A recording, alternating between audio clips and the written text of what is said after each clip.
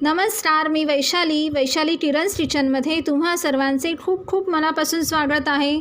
आता येणाऱ्या मंगळवारी अंगारकी चतुर्थी आहे, तर या अंगारकी चतुर्थीला तुम्ही गणपती बाप्पासाठी आंब्याचे मोदक बनवू शकतात।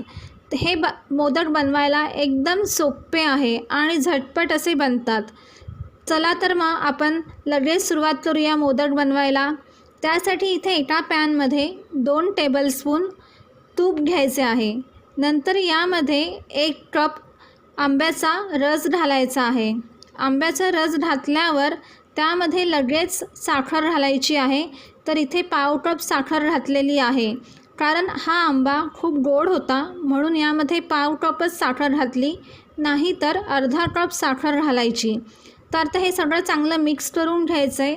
साखर चांगली मेल्ट झाली पाहिजे। साखर पूर्णपणे मेल्ट झाल्यावर त्यामध्ये पाव कप दूध घालायचे आहे। पाव कप दूध घातल्यावर पुन्हा हे सगळं चांगलं मिक्स करून साधारणतः 3 ते 4 मिनटं हे हलवून घ्यायचं आहे, म्हणजे थोडंसं हे घट्ट होतं मिश्रण। आता इथे 4 मिनटं झालेले आहे, कलर पण खूप छान आलेला आहे। आता यामध्ये 2 कप मिल्क पावडर घालायची आहे। तर आता हे मिल्क पावडर घातल्यावर हे पुन्हा मिश्रण चांगलं मिक्स करून घ्यायचं आहे। तर अशा प्रकारे हे मिश्रण चांगलं मिक्स केल्यावर तुम्ही बघू शकतात हे अशा प्रकारे पातळ होतं। आता हे चांगलं हलवत राहायचं आहे साधारणतः 3 ते 4 मिनटं तरी, आणि जोपर्यंत याचा गोळा होत नाही तोपर्यंत हे मिश्रण चांगलं हलवायचं आहे। तर इथे आता 5 मिनटं झालेले आहे। हे अगदी मिश्रण चांगलं एकदम घट्ट झालेलं आहे। आता मी हे एका ताटामध्ये काढून घेते। तर इथे ताटाला थोडंसं तूप लावून घेतलेलं आहे आणि याच्यामध्ये हे मिश्रण मी काढून घेतलेलं आहे। तुम्ही अजून थोडंसं घट्ट करू शकतात मिश्रण।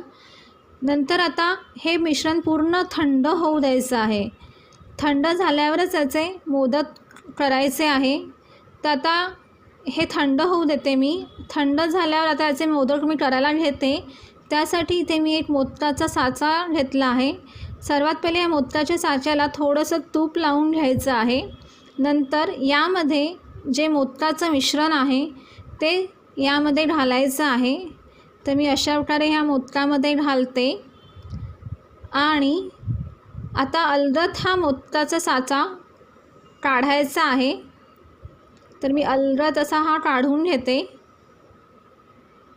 तर इथे हा मोदक तयार झालेला आहे आंब्याचा, तुम्ही बघू शकतात मस्त असा। तर तुम्ही या अंगारकीला आंब्याचे मोदक नक्की करून बघा। जर तुम्हाला माझी ही रेसिपी आवडली तर लाईक करा, शेअर करा आणि अशाच नवनवीन रेसिपीसाठी माझ्या या चॅनलला नक्की सबस्क्राईब करा।